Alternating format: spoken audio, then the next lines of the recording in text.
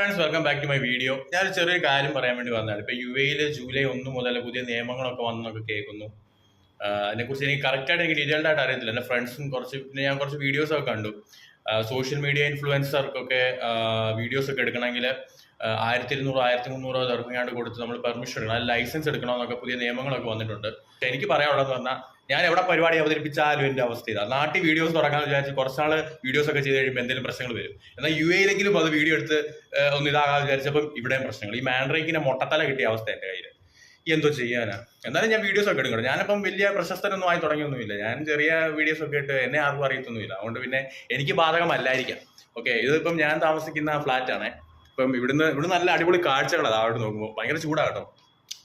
ഇത് തുറന്നു കഴിഞ്ഞാൽ അടിപൊളിയാണ്. കാണിക്കാം.